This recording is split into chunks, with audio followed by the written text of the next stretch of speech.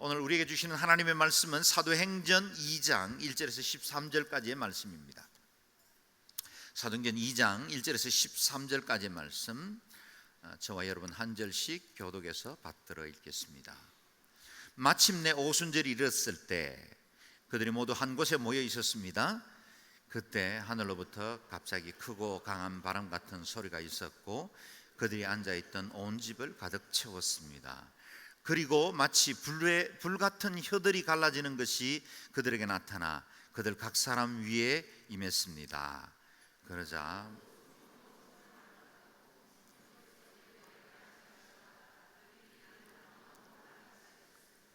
그때 세계 각 나라로부터 온 경건한 유대 사람들이 예루살렘에 머물고 있었습니다. 그런데 이런 소리가 나자 많은 사람들이 모였는데 각자 자기들의 언어로 제자들이 말하는 것을 듣고 모두 의안이 벙벙했습니다. 그래서 그들은 놀라 이상하게 여기며 말했습니다. 보십시오, 지금 말하고 있는 이 사람들은 모두 갈릴리 사람들이 아닙니까? 그런데 태어난 방식 말로 듣고 있으니 어찌 된 일입니까? 우리는 바데 사람들과 메데 사람들과 엘림 사람들이며 메소포타미아, 유대, 갑바도기아, 본도, 아시아, 부르기아, 가반빌리아, 이집트 그리고 구레네에 가까운 리비아 지역들에 사는 사람들이며 로마로부터 온 나그네 된 유대 사람들과 유대교로 개종한 사람들이며 크레타 사람들과 아라비아 사람들인데 우리는 지금 저들이 말하고 있는 하나님의 큰 일들을 우리 각자의 말로 듣고 있습니다. 그러자 모든 사람들이 놀라 당황해 이것이 도대체 어찌 된 일입니까? 하고 서로에게 말했습니다. 함께 그러나 어떤 사람들은 그들이 새술에 취했다라고 조롱하며 말하기도 했습니다. 아멘. 오늘 본문 말씀은 읽기만 해도 우리 가슴을 뛰게 하고 우리를 새로운 비전과 열정으로 채워주는 귀한 말씀입니다. 오순절이라고 부르는 이날로 인해서 지상의 교회가 공식적인 탄생을 알리게 됐고 열방을 향한 하나님의 선교가 시작되었습니다. 오순절의 또 다른 이름은 맥추감사절이다, 칠칠절이다, 그렇게 말씀을 드렸습니다. 보리와 밀추수를 끝내고 하나님 앞에 감사의 제사를 드리던 바로 그 절기에 하나님께서 새로운 역사, 진정으로 맺어야 할 열매는 저기 밀과 보리가 아니라 영적 추수다라는 사실을 보여주고 계시는 겁니다. 오늘 우리는 추석을 맞아서 그동안 우리가 추수한 것들에 대해서 감사함으로, 옛 어른들은 조상님께 감사하면서 제사하는 날, 그러나 우리는 하나님 앞에 감사함으로 모인 날이기도 합니다. 그래서 이 날은 감사의 날이면서 동시에 새로운 역사, 하나님의 부흥이 시작되는 은혜의 불이 임한 날이기도 합니다. 그 역사적 사건은 어떻게 일어났습니까? 1절 말씀을 함께 읽겠습니다. 시작. 마침내 오순절이 이르렀을 때 그들이 모두 한 곳에 모여 있었습니다. 하나님께서 준비하신 바로 그 추수의 시간이 다가왔습니다. 마침내 오순절이 이르렀다 라고 말합니다. 마침내 보리와 밀을 추수하는 날이 아니라, 그래서 오랫동안 유대인들이 지켜왔던 그 77절의 한 절기로서가 아니라 하나님이 그동안 예비하셨던 그 새로운 열방 추수의 시간이 다가왔다라고 말씀하십니다. 여기 마침내라고 표현하는 것은 그것은 오랫동안 계획되어졌고 그것이 한 정점을 향해 준비되고 기다려지고 오랫동안 그것이 무르익다가 꽝! 그 한 순간에 어떤 그 날들이 준비되고 있었음을 의미하고, 그리고 그것이 마침내 오순절이 이르게 되었다라는 겁니다. 이스라엘 전역에서 사람들이 모여들었고 세계 각지에 흩어졌던 디아스포라 유대인들은 이 777 맥추절을 지키기 위해서 예루살렘에 모여 있었습니다. 마치 오늘 비전 빌리지에 각 나라에서 여러 인종의 사람들이 함께 모여든 것과 유사합니다. 그래서 오늘은 본문 말씀을 그것으로 의도해서 정한 건 아니지만 여러모로 우리의 상황과 유사합니다. 그리고 그들은 모두 한 곳에 모여 있었습니다. 이 말씀도 중요한데요, 그들은 모두 함께 한 곳에 모여 있었습니다. 한 곳이라 그랬습니다. 다락방, 비교적 큰 공간이긴 했겠지만 120명이 당시에 모여들 만한 큰 다락방을 가진 집은 거의 없었습니다. 아마도 거기 120명이 다 들어갈 수 있을 만한 공간은 아닌데 비집고 들어선 것 같아요. 그리고 사람들은 빽빽하게 서로 몸이 부닥칠 만큼 좁게 앉아서 좀 공기도 답답하고 뭔가 불편하지만 그런 하나님의 행하실 그 어떤 일들을 위해서 그들은 때로는 인내하고 때로는 기다리고 때로는 사모함으로 거기 모여 있었던 것입니다. 모두 한 곳에 모였습니다. 한 마음이었습니다. 예수님께서 예루살렘 성의 마지막 십자가 길을 향하던 그때에 누가 크냐 문제로 이 인간의 본질을 적나라하게 드러냈던 그 제자들이, 티격태격했던 자들이 한 곳에 모여 있었습니다. 주님을 3번이나 부인했던 제자도 있었고, 겟세마네에서 흩어져 도망갔던 사람들도 다시 한 곳에 모였습니다. 남자도 있었습니다. 여자도 있었습니다. 갈릴리 출신도 있었고 다른 지역 출신들도 있었습니다. 한 자리에 모였습니다. 주님의 제자 12명, 11명과 같이 핵심적인 멤버도 모였지만 70인 전도대와 같이 언제나 약간은 주변인으로 주를 따르던 사람들, 그래서 나는 혹 주님 앞에 택하지 못한 그런 사람은 아닌가, 그것 때문에 약간은 서먹한 마음을 가졌던 그 사람들도 모였습니다. 모든 마음의 배경을 가지고 있던 사람들이 한 곳에 모였습니다. 그것이 교회입니다. 우리 중에는 일찍부터 예수님 사랑하고 성령의 뜨거운 그 충만함을 경험했던 사람들, 주님께 이 모양 저 모양으로 평생을 섬기며 여기까지 온 분들도 있지만, 어떤 분들은 아직 예수님이 어떤 분인지, 왜 예수쟁이들은 이렇게 야단스럽게 예수를 믿어야 되는지 조금은 오해하기도 하고 조금은 불편하기도 하면서 부인 때문에 어쩔 수 없이, 또는 누가 주변에서 권했기 때문에 할 수 없이 여기 이 자리에 앉아 계신 분들도 없지 않을 겁니다. 그것이 교회입니다. 교회에 임직자도 있고 또 오랫동안 다녔지만 아직은 그렇게 교회 중심에 오지 못한 분들도 있을 겁니다. 그렇게 모이는 것이 교회입니다. 여러분, 이렇게 이들이 다 같이 함께 한 곳에 모였습니다.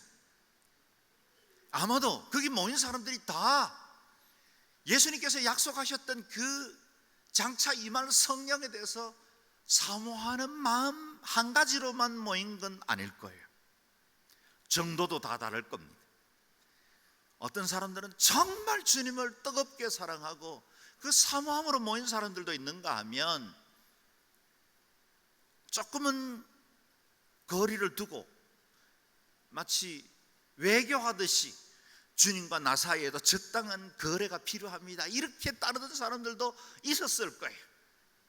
그런데 놀라운 건 어쨌든 그들은 한 자리에 모였다는 거예요. 여러분, 한 자리에 모이는 게 너무너무 중요해요. 여러분, 여기 오신 거 진짜 잘하신 거예요. 잘 오셨어요. 옆에 분 한번 둘러보세요. 잘 오신 거예요. 옆에 분이 진짜 잘 오신 거예요. 거기는 주님의 부활을 직접 목격하고도 의심했던 자도 있었습니다. 믿음이 완전치 않은 자도 있었고, 예수님께서 약속하신 성경이 무엇인지 그림조차도 그리지 못하던 사람들도 있었습니다. 그런데 그들이 다 같이 한 곳에 모였습니다. 그리고 그 현장에, 그 공간에, 여러분, 우리 하나님은 무소부지하세요. 어디다 계시고 어디서든지 주님의 임재와 성령의 충만을 누릴 수 있어요. 그런데 성령님이 특별하게 터치하는 자리는 따로 있어요. 여기 비전 빌리지가 세워지기 전에 오랫동안 여기 교회를 이루고 있던 분들이 공통적으로 고백하는 건, 여기는 터가 굉장히 셌대요.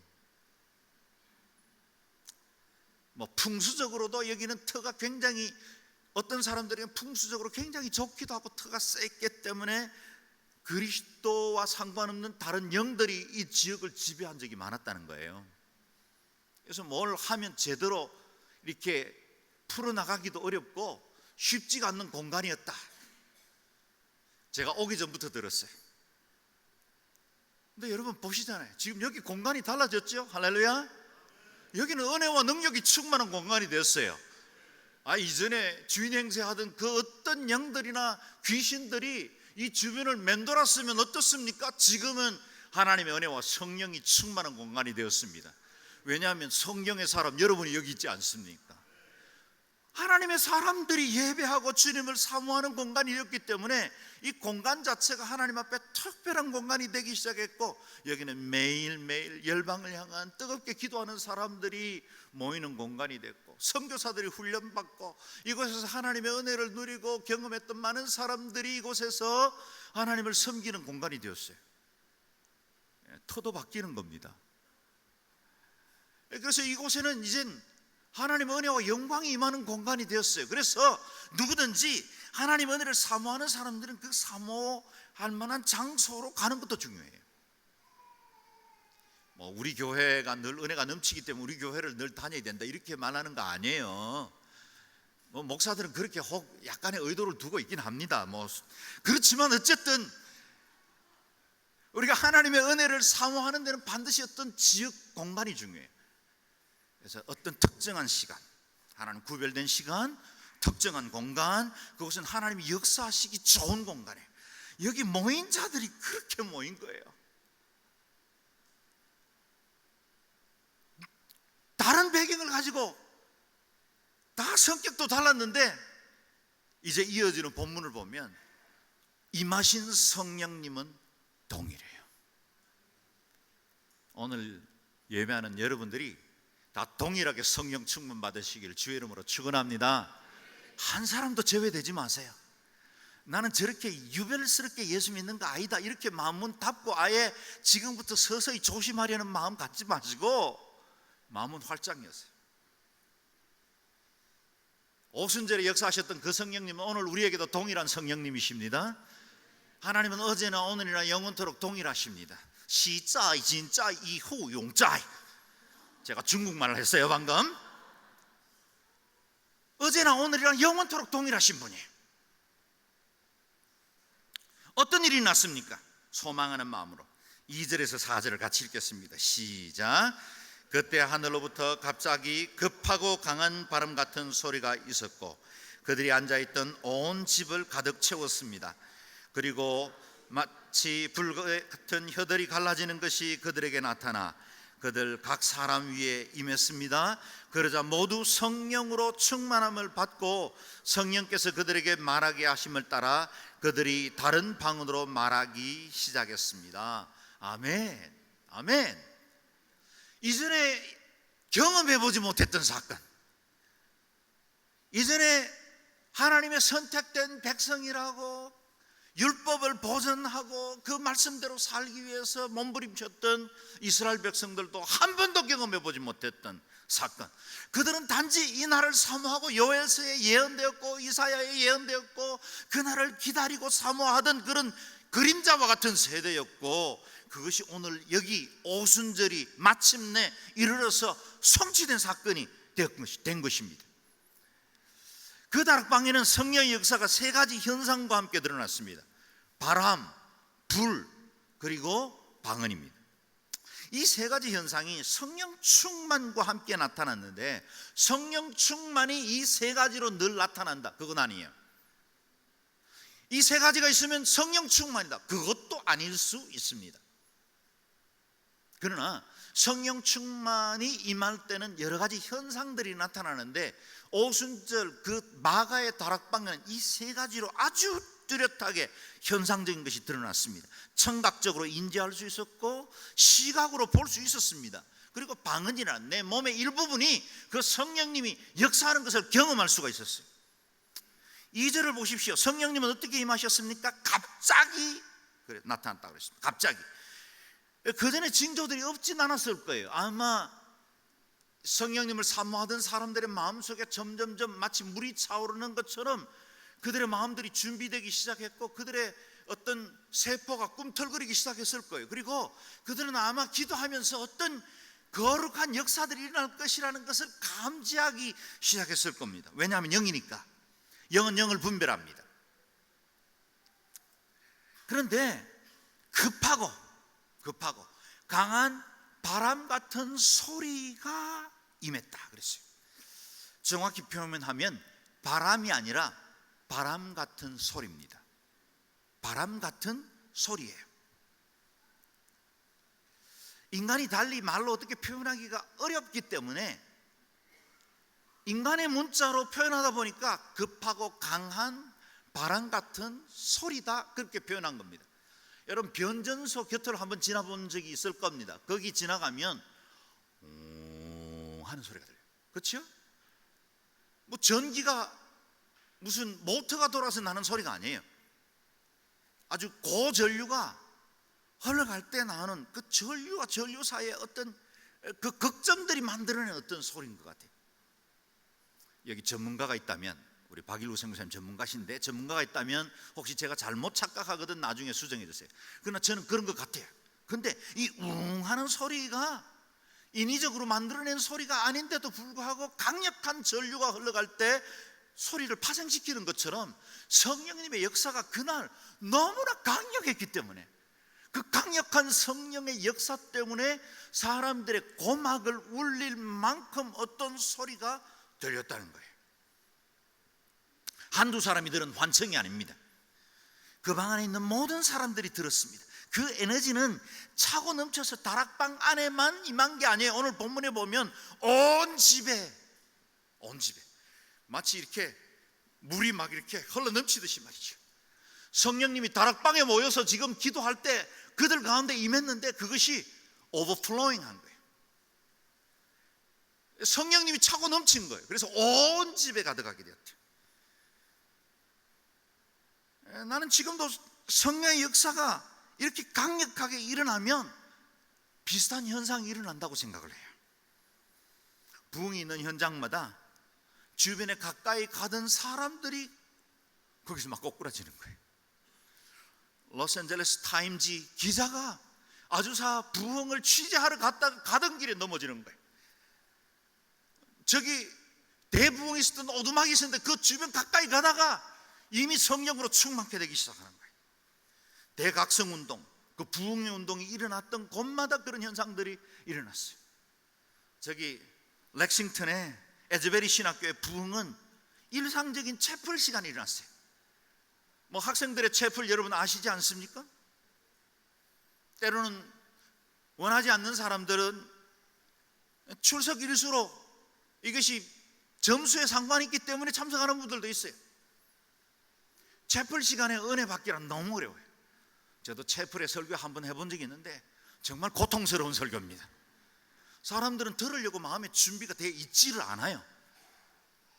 그냥 어쨌든 이 시간이 지나야 출석표 제출하고, 그래서 학교 졸업할 때 어려움이 없고, 그렇게 앉아있는 애들이 3분의 2 정도 태반이 앉아있어요. 그곳에서 설교할 때는 목 놓아 외쳐도, 소리를 울어도 웃어도 반응이 별로 없는 설교. 아마 그때도 그런 채플이었어요. 그런데 채플에서 조용하게 드리던 그 예배 가운데 사람들 속에 몇몇 학생들이 말씀의 감동을 받기 시작한 겁니다. 그래서 그 자리를 떠나질 않는 거예요. 채플이 끝났으면 이제 저 뒷문으로 나가야 되는데 나가질 않고 거기서 계속해서 기도하는 몇몇 사람들이 시작됐고, 몇몇 사람들은 말씀을 읽기 시작하고, 누가 약속한 것도 아닌데 그 자리에 남아있는 사람들이 하나둘씩 늘기 시작하고 다시 모여들고 수업이 끝나고 모이고, 그렇게 해서 그 채플에 드려지던 예배가 학생들로 꽉 차게 됐어요. 그래서 렉싱턴으로 인근 주변 이 켄터키 지역으로 그 불이 번지기 시작해서 이 중서부에 있는, 중동부에 있는 이 미국 전역 지역에 새로운 선교의 부흥운동이 되었다는 겁니다. 여러분, 부흥운동은 그렇게 퍼지는 겁니다. 파워가 임하면, 임재가 임하면 그냥 한두 사람의 그 영향력으로 그치질 않아요. 그것은 흘러가게 돼 있어요. 성령님은 자주 바람에 비유됩니다. 성령이라는 말의 히브리어는 르아흐, 그것은 숨, 호흡, 바람 이란 말과 동일한 단어입니다. 르아흐. 헬라어로는 푸니마, 이 동일한 말들은 마치 성령님이 우리 가운데 임할 때 숨이나 생기나 바람처럼 임하시기 때문에 그와 같은 동일한 용어를 썼던 것 같습니다. 하나님께서 첫 번째 사람 아담을 흙으로 지으신 후에 그 코에 생기를 불어넣으실 때도 루아, 에스겔 37장의 에스골 골짜기 마른 뼈 가운데 에스겔이 명령했을 때 사방으로부터 생기가 불어와서 마른 뼈들 가운데 임하고 그 뼈들이 들어맞기 시작하고 그 위에 힘줄이 생기고 가죽이 덮이고 그 사람들이 일어나서 거대한 군대가 되어서 행진하기 시작하는 그 생명이 군대가 되는 역사, 그때 그 생기도 루아흐입니다. 여러분, 이 루아흐, 이 생기가 오순절에 바로 그 다락방 가운데 임했던 겁니다.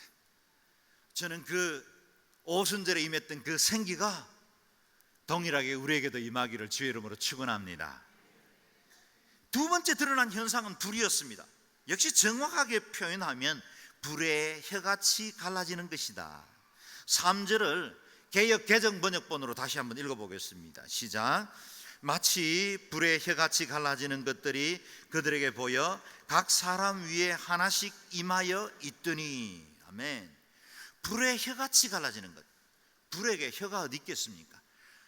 불이 이렇게 피다 보면 불꽃이 이렇게 생기는 것처럼 하늘로부터 임한 어떤 하나의 존재로부터 임한 성령님이 각 사람들의 머리에 임했는데 그 머리에 불꽃이 이렇게 한 사람 한 사람에게 각각의 불이 임한 겁니다. 마치 촛불을 여기 켜놓은 것처럼 말이죠. 각 사람들의 머리 위에 불이 하나씩 있었는데 그것이 보였다. 환상이 아닌 눈으로 본 겁니다. 그 불의 임재가 얼마나 강력했던지 각 사람들의 머리 위에 하나씩 임하여 있는 것이 보였습니다. 그리고 잠시 팍 치고 지나간 게 아니라 그 불이 머물러 있었던 거예요. 머물러 각 사람 위에 하나씩 임하여 있더니 그 불은 상징이 아니라 실제였습니다. 그 불은 사람들이 말하는 어떤 성령 충만 받았다라고 말할 때 내 가슴에 불이 임했습니다라고 말하는 그런 뜨거운 감정도 아니었어요. 그건 실제였어요. 적어도 오순절엔 그랬어요. 모든 성령 충만의 사건이 동일한 방법으로 이루어지지는 않습니다. 그러나 이날은 그랬어요. 그것은 마치 세례 요한이 예수님에 대해서 예언하면서 선포했던 말씀들 그대로 성취된 것입니다. 같이 읽어볼까요? 시작. 그가 불과 성령으로 너희에게 세례를 주리라. 우리 어린 양 되신 예수 그리스도 자신에게 세례를 받기 위해서 나오는 그에게 세례 요한이 선포하기를 그는 나중에 불과 성령으로 너희에게 세례를 줄 것이다. 그 예수님이 성천하시면서 약속하셨던 그 성령님이 불과 성령으로 임했던 것입니다. 제자들의 머리 위에 머물렀다는 것은 하나님이 함께 하신다는 사실을 보여준 것이고, 그리고 그것은 내가 너를 새로운 존재로 만들겠다는 것이에요. 불이 임하면 어떤 현상이 일어납니까? 불탑니다. 뭐가 탑니까? 우리의 죄악이 타요. 성령 충만 경험해 본 사람들은 똑같은 제 말이 무슨 말인지를 알 거예요. 똑같은 고백을 할 거예요. 저도 성령 충만을 받던 그 밤에 그야말로 밤새도록 눈물을 쏟아내며 콧물을 쏟으면서 울었는데 아침에 일어나니까 내가 왜 울었는지 모르는 거예요. 내가 왜 울었는지 몰라요. 근데 밤새도록 저는 정말 통곡을 하고 울었어요. 제가 성령 충만 받던 그 밤을 지금도 내 감정적으로 생생하게 기억합니다. 그 영광, 그 환희, 그 기쁨 이름 말할 수가 없어요. 나는 지금 눈물을 쏟고 내 몸 안에서 그렇게 많은 액체가 있는지 모를 정도로 그냥 콧물까지 막 쏟으면서 또 침은 얼마나 튀겼겠어요. 그렇게 막 눈물로 기도하는데 내 영혼 속에는 이 어둠이 물러가고 내 속에서 이전에 경험해보지 못했던 이 세상의 그 어떤 즐거움도 그 어떤 기쁨도 비교할 수 없는 놀라운 희락이, 그 기쁨이 내 영혼을 점점 장식해 나가는데 그 밤에 기도하고 나서 아침에 새벽 기도 마치고 나오는데 온 세상이 다 달라진 거예요. 하늘도 다르고 저기 떠 있는 구름도 다르고 새들도 어제 듣던 그 새소리가 아니에요. 나무가 그 영롱한 이파리가 매일매일 보던 건데 얼마나 찬란하고 얼마나 아름답든지 하나님의 그 신묘막측함을 내 영이 알고 반응하는데 그것은 신비 그 자체였어요.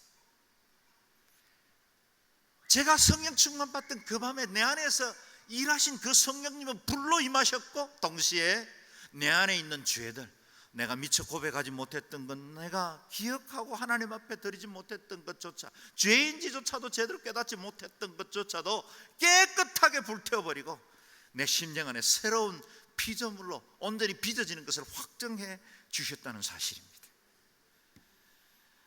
내가 너를 지명하여 불렀고 나의 일꾼으로 세웠다. 이것이 제자들에게 확정이 되었습니다. 그분은 모세가 도망자로 숨어 살아온 40년을 정리하고 이제는 이스라엘 백성들을 구원하라고 부르신 그 가시떨기 나무에 타지 않던 불, 바로 그 불이었어요. 이사야 선지자가 성전에 이르렀을 때에 화로다 나여 많게 되었도다, 제단의 그 숯불 하나로 그 입술을 찢었을 때 경험했던 그 불이었어요. 갈멜산 꼭대기에서 엘리야가 불을 내려주소서 기도했을 때 물을 가득히 채워놨던 그 꼭대기에 그 번제단 위에 불이 임해서 온전히 태워버린 것 같은 그 바로 불. 할렐루야. 여러분, 구약 성경에는 불이 특정한 사람들에게만 임했어요. 하나님 특정한 사건이나 어떤 하나님의 기적과 살아계심을 드러내야 할 때만 어떤 현상으로 드러났어요. 그런데 놀랍게도 요엘서의 2장에 약속한 대로 마지막 날에는 남종과 여종에게 아무에게나 차별 없이 부어주시는 그 성령님이 약속되었고, 그것이 오순절 이후에는 모든 사람들에게 그 불이 약속되어 있다는 거예요. 저와 여러분을 위한 불이에요. 누구나 받을 수 있는 불이에요. 특정 몇몇 사람들, 기도 열심히 하던 몇 사람들 앞에서 장로되거나 목사된 몇몇 사람들에게 능력을 행하기 위해서 주신 불이 아니라 믿는 자들에게 누구에게나 주어질 수 있는 그 불이 우리에게 예약되어 있어요. 할렐루야. 나는 이 불을 여러분이 받아 누리시기를 주의 이름으로 축원합니다. 오늘 사도행전 시대를 살고 있는 모두에게 약속된 이 불이 여러분의 불이 되고, 이 불로 인해 여러분이 능력 있고 권세 있는 하나님의 사람으로 살기를 주의 이름으로 축원합니다. 다 같이 모였더니 저희 앉은 온 집에 가득하며 저희에게 보여 저희가 다 성령의 충만함을 받고, 공통점이 뭘까요? 모든 사람들에게, 모든 사람들에게, 적어도 그 집에 와 있던 사람들은 모든 사람들에게, 뒤에 그냥 물 시중하기 위해서 와 있던 사람들, 쿠킹하기 위해서 음식 만들어서 그 모인 사람들 대접하기 위해서 와 있던 사람들도 성령 받았어요. 저는 이런 역사가 우리 교회에 일어났으면 좋겠어요.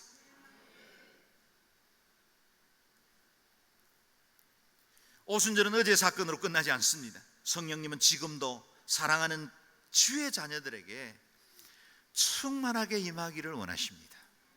내가 원하는 것보다 성령님이 우리에게 원하시기를 더 원하세요. 내가 10년을 신앙생활을 하고 20년을 신앙생활을 했는데 아직도 어떤 성령 충만의 경험이 없고, 내가 정말 예수 안에 내 인생이 십자가에 못 박혔고 거듭난 사람이라는 체험이 없다면,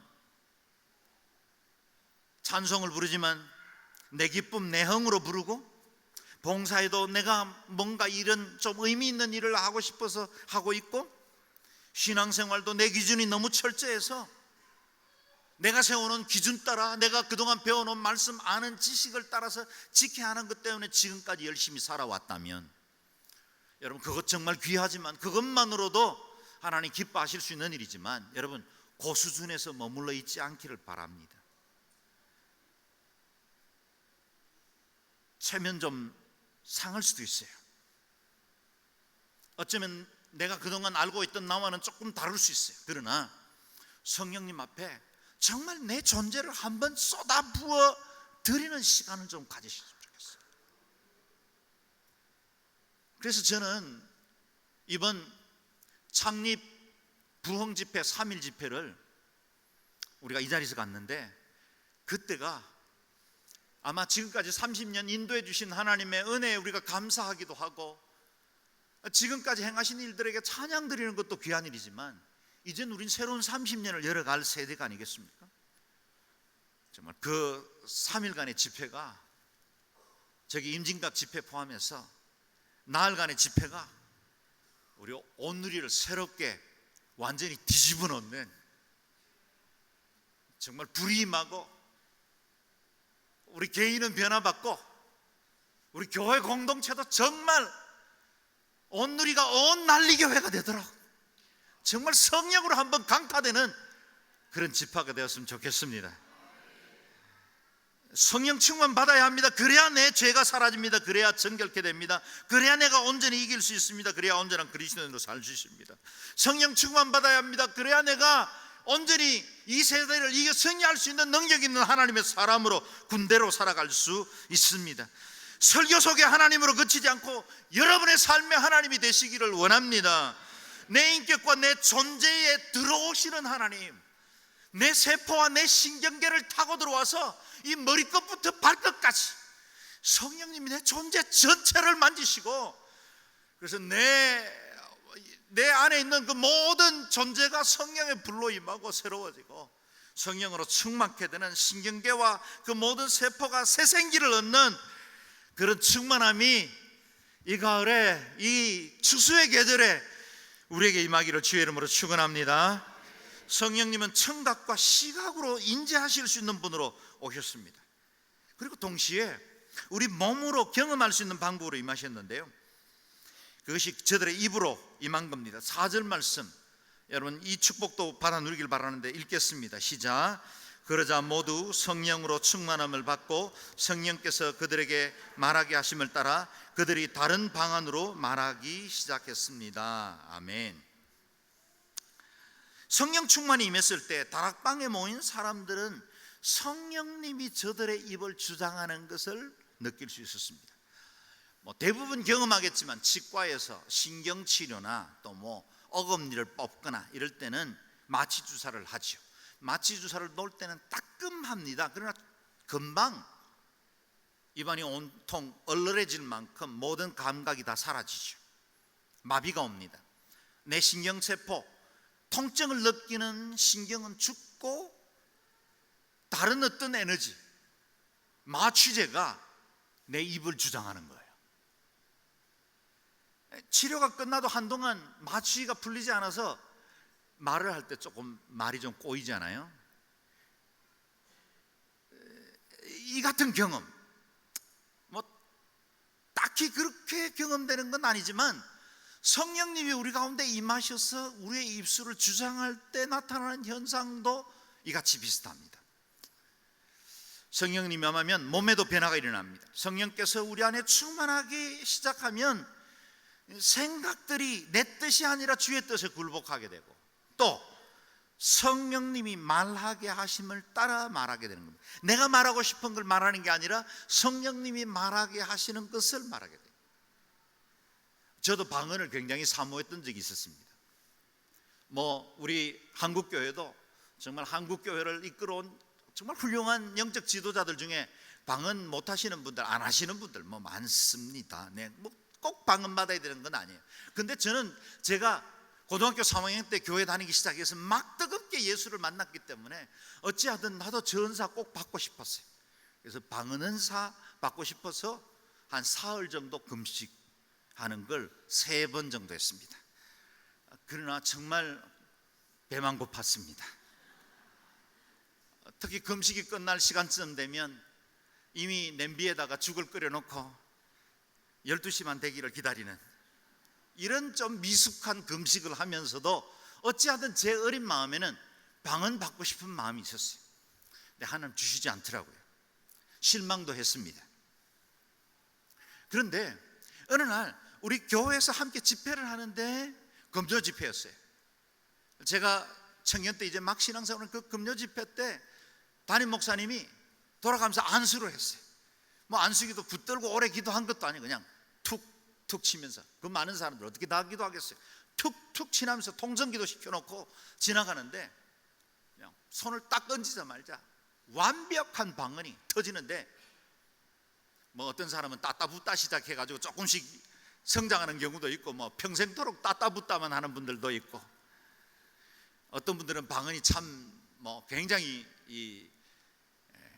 유창하고 부드러워서 부러워하는 분도 있고, 뭐 여러 가지 현상들이 있지만 그건 종류일 뿐이지 여러분 뭐 그것으로 비교할 일은 아닙니다. 그런데 어쨌든 저는 방언이 완벽한 채로 임하고, 그리고 그 방언을 통해서 나중에 방언 통변을 받고 이러면서 예언의 역사들이 나타나고 지식의 은사, 지혜의 은사들이 계속해서 이어지는데, 이것이 얼마나 제게 큰 축복이 되는지 몰라요. 그래서 저는 방언 은사를 꼭 받아야 된다 말하지 않아요. 그러나 할 수만 있으면 방언을 받으면 새로운 역사들이 일어납니다. 더 깊은 영적 세계로 나아갈 수 있어요. 지금 방언을 말하거든 더 깊은 영적 은사를 사모할 수 있기를 바랍니다. 이들은 지금 제가 말하고 있는 방언과는 조금 다른 방언을 말했어요. 그래서 오늘 그것을 좀 이렇게 나누어서 생각하는 시간을 갖겠습니다. 저들은 이제까지 스스로 한 번도 말해보지 못한 말로 복음을 전하기 시작했는데, 5절 7절 말씀 같이 읽겠습니다. 시작. 그때 세계 각 나라로부터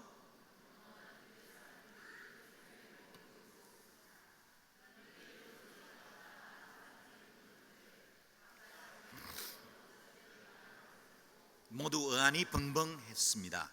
그래서 그들은 놀라 이상하게 여기며 말했습니다. 보십시오, 지금 말하고 있는 이 사람들은 모두 갈릴리 사람들이 아닙니까? 네. 그때 제자들의 상태가 성령님에게 완전히 장악돼서 자신은 무슨 말 하는지도 모르는 그런 상태가 되었을까? 그렇지는 않을 겁니다. 저들의 사고는 정상적이었어요. 지금 정상적으로 작동되고 있습니다. 단지 저들의 혀가 성령님이 주장하는 방식으로 움직이고 있어요. 여러분, 성령 충만 받아본 분들은 대부분 고백하지만 성령 충만 받았다고 해서 내 인격이나 내 이성, 마비 생각들이 다 사라지지 않습니다. 성령 충만 받으면 그분의 인격이 내 삶에 임함으로 나를 주장하고 지배하시는 거지, 우리에게 주신 이 고유의 인격이나 자유의지, 생각들이 다 사라지는 게 아니에요. 저들의 사고는 정상적으로 작동하고 있습니다. 성령님을 체험한 후 뜨겁고 충만해졌지만 그렇다고 제정신이 없이 말하는 건 아니었어요.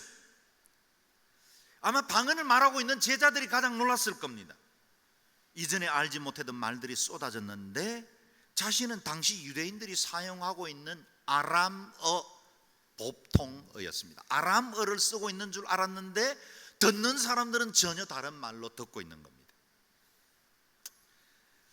그 듣는 사람들이 난곳 방언으로 들었다, 이 말은 아주 정확한 발음, 난곳 방언. 내가 태어나서 성장했는데 마더텅이죠. 그런데 그것의 말로 지금 저 사람들이 말하는 걸 듣고 있는 거예요.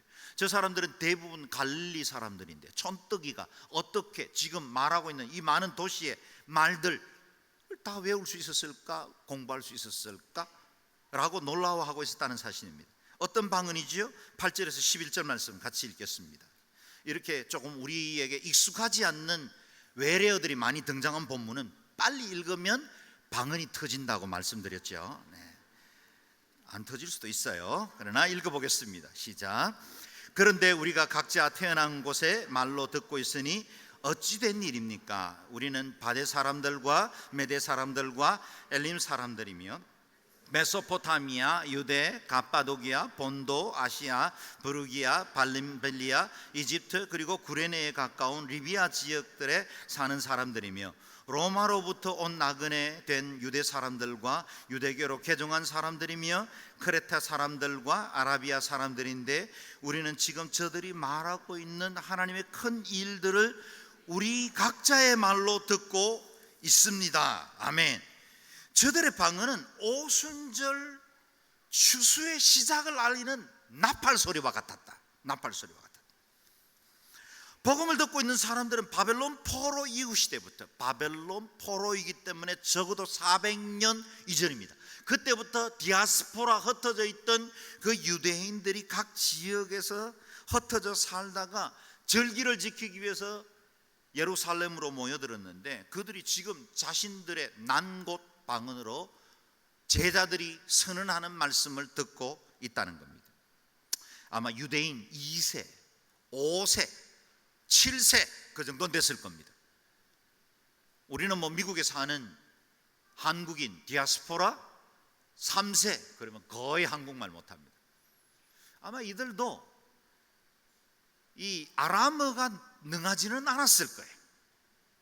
히브리어는 성경을 읽었기 때문에, 또는 헬라어는 익숙했겠지만 아람어는 익숙하지 않았을 겁니다. 그런데 그들이 본토로 돌아왔는데 자신들이 살고 있는 그 땅에 정확한 억양과 발음으로 말하는 복음의 말씀을 듣고 있다는 거예요.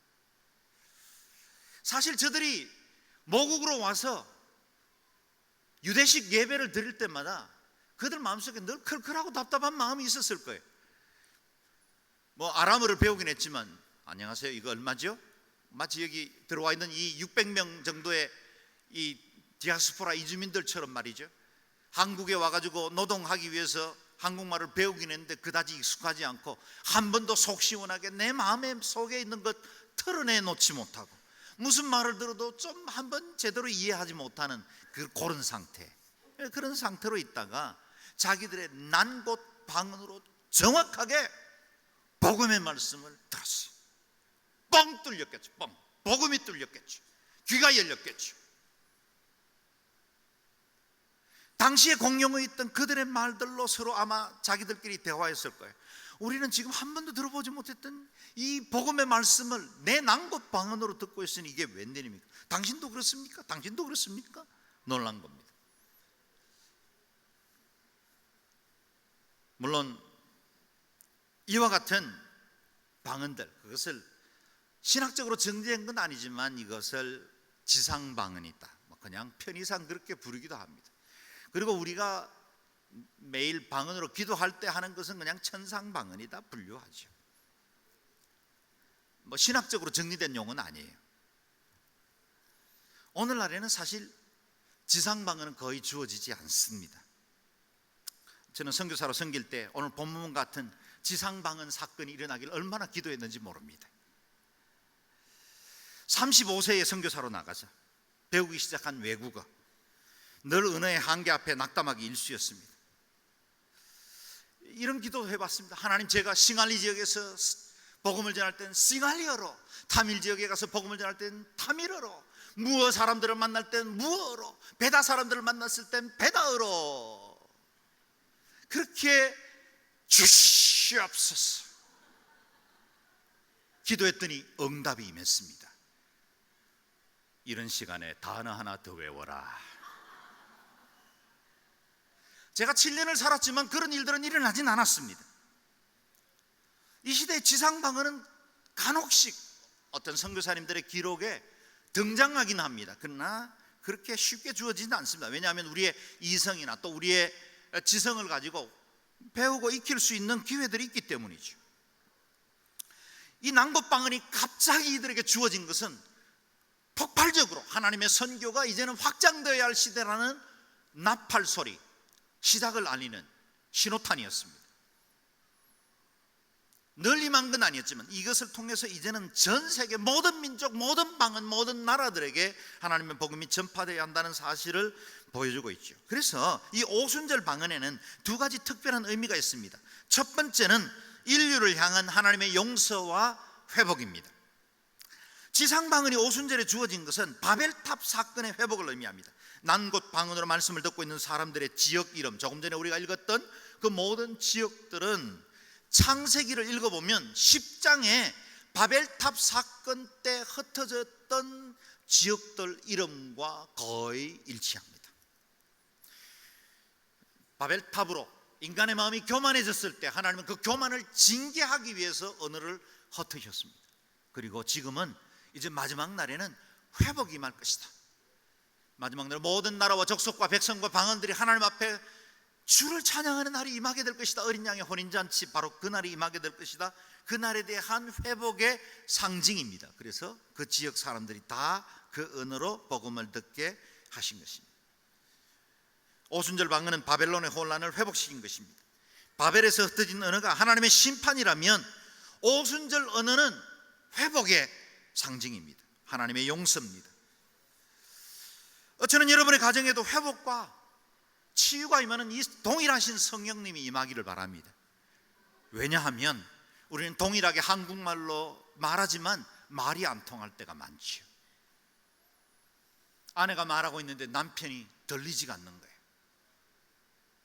남편은 아내가 들을 수 없는 말들을 하는 가정들도 많이 있습니다. 웬 자존심이 그렇게 센지 마음과는 달리 고약한 말들만 하는 부부들도, 또 자녀들에게 그런 폭언을 쏟아붓는 부모님들도 없지 않습니다. 때로는 말씀을 들을 때 예배를 드리면서 이건 아닌데, 내가 이렇게 살아서는 안 된대 하면서도 내 안에 있는 그 썸뿌리 상처가 어느새 어떤 상황이 되면 작동되기 시작하고 그것으로 다른 사람들에게 상처를 주고, 사실은 가장 사랑해야 하고 가장 이해하고 가장 한 마음을 나눠야 할 사람들이 가장 먼 거리에 마음이 구만리처럼 떨어져 버리는 그런 부부들, 가족들도 있습니다. 이번 추석에 우리가 만나는 가족들 말은 통하십니까? 혹 거기 바벨탑이 있지는 않습니까? 바벨로 혼란스럽지는 않습니까? 예수 그리스도께서 중간에 막힌 담을 허무시고 둘로 화평을 이루신 같이 여러분의 가정에도 이 오순절의 방언의 회복의 역사가, 언어가 통하는 역사가 임하기를 주의 이름으로 축원합니다. 그래서 용서가 임하고 혼란에서 질서가 임하고 화평이 임하고 분리 가운데 있던 것이 서로 만남으로 회복되는 역사가 있기를 바랍니다. 이 난곳 방언으로 말씀을 들었다는 것의 두 번째 의미는 이후에 이루어질 세계 복음화의 예언적 사건입니다. 이날 복음을 들은 사람들의 지역은 곧 세계 인종과 언어를 대표하고 있습니다. 함과 셈과 야벳의 대표적 종족들입니다. 오늘 본문 10절 11절에 보면 저들이 난곳 디아스포라 유대인들이 흩어져 살고 있던 여러 지역이 언급되고 있을 뿐만 아니라 이방인들도 유대교에 속해서 왔다가 복음의 말씀을 들었습니다. 그레테 사람들, 아라비아 사람들입니다. 주님이 부활하시고 승천하시면서 너희는 모든 족속으로 제자를 삼아 아버지와 아들과 성령의 이름으로 세례를 주라 명령하신 말씀, 그리고 오직 성령이 너희에게 임하시면 너희가 권능을 받고 예루살렘과 온 유대와 사마리아와 땅끝까지 이르러 내 증인이 될 것이라는 말씀, 이 말씀이 임한 지 불과 얼마 되지도 않았어. 성령님이 임하자 말자 세계 복음화라는 놀라운 사건의 상징적인 사건이 일어난 거예요. 그래서 아마 처음 이 말씀을 들었을 때만 해도 갈릴리 촌뜨기들이었던 예수님의 제자들은 두렵기도 했고 사실은 무슨 말씀인지 감도 오지 않았을지 모릅니다. 그러나 이 오순절 사건을 보고 깨닫게 된 거예요. 성령님이 임하면 내가 주도하는 게 아니구나, 내가 하는 선교가 아니구나, 내 열심이나 내 의지로 내가 열심히 노력해서 이루어지는 게 아니라 성령님이 임하면 놀라운 역사가 드러난다는 사실을 그들은 깨닫게 된 것입니다. 성령님이 임하면 우리의 지경도 넓어집니다. 세계를 품은 그리스도인이 됩니다. 내 영안이 열리고 비밀한 하나님의 세계를 볼 뿐만 아니라 아직도 잃어버린 영혼들, 이 세상의 문제들도 함께 볼 수 있게 됩니다. 예루살렘에 모인 성령의 사건을 본 사람들의 반응은 어땠습니까? 12절 13절 같이 읽겠습니다. 시작. 그러자 모든 사람들이 놀라 당황해 이것이 도대체 어찌된 일입니까? 하고 서로에게 말했습니다. 그러나 어떤 사람들은 그들이 세술에 취했다라고 조롱하며 말하기도 했습니다. 기적의 현장에 선 사람들은 놀라움과 함께 어떻게 이런 일들이 일어났는지 의아해합니다. 그런데 이것을 도리어 조롱하는 사람들도 있었다. 조롱하는 사람들. 여러분, 성령 사건이 일어나면 조롱하는 사람들이 일어납니다. 내가 예수 제대로 믿으려고 결심하면 주변에 그동안 가까이 있던 친구들이 틀림없이 몇 마디 말들로 여러분의 마음을 어렵게 할 거예요. 내가 성령 충만 받고 정말 내 안에 그리스도의 영이 임하면 주변 사람들 나를 이해하지 못하는 일들이 일어납니다. 조롱하는 일들이 일어나요. 저 사람이 아침부터 잔뜩 취했군, 그렇게 말합니다. 저는 오늘 예배하는 저와 여러분 안에 진짜 제대로 취하실 수 있기를 바랍니다. 새술 성령님의 취하고 그분에게 충만됨으로 거룩하신 주의 임재로 나아가고 전심으로 내 가슴을 찢고 하나님 앞에 충만함으로 내 인생이 새로워져서 이 세대를 변화시킬 수 있는 능력 있는 주의 사람으로 서기를 주의 이름으로 축원합니다. 같이 기도하겠습니다. 기도할 때 여러분 오늘 말씀 들은 그대로 주님 내게도 그와 같은 역사가 일어나기를 원합니다. 그렇게 사모했으면 좋겠어요. 하나님께서 내 마음을 터치해 주시고 정말 성령 충만한 하나님의 사람으로 이 세대를 변화시킬 수 있는 능력의 사람들 되게 하여 주옵소서. 그리고 내 심령이 정말 그리스도의 영으로 충만케 되어지게 하여 주옵소서. 통성으로 같이 기도하겠습니다.